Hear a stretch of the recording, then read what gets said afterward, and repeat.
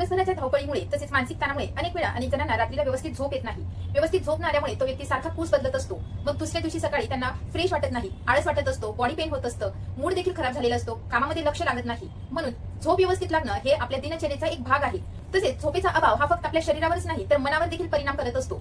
म्हणून रात्रीची झोप व्यवस्थित लागावी. आपलं जर रात्रीच्या वेळी बॉडी डिटॉक्सिफिकेशन मोडवर असते, शरीराचं पोषण देखील व्हावं आणि आपला मानसिक ताण कमी व्हावा, स्नायूंवरील अतिरिक्त ताण कमी व्हावा, मेंदूला शांत होईल असं काहीतरी पेय प्रत्येकाला घ्यावं वाटतं. रात्री झोपायच्या आधी फक्त गरम पाणी पिण्याचे देखील अनेक फायदे आहेत. त्यामुळे पचनक्रिया सुधारते, शरीरातील विषारी घटक टॉक्सिन्स शरीराबाहेर पडायला मदत होते, चयापचयाची प्रक्रिया वाढवते, तसेच त्वचा निरोगी ठेवण्यास उत्तम आहे, तणाव कमी करण्यास, शरीराला हायड्रेटेड ठेवण्यास मदत होते. ज्यांचा घसा खवखवत असेल, खोकला असेल अशा लोकांना देखील गरम पाणी प्यायल्याने आराम मिळतो. नियमितपणे गरम पाणी प्यायल्याने रक्तसंचार सुधारण्यास मदत होते.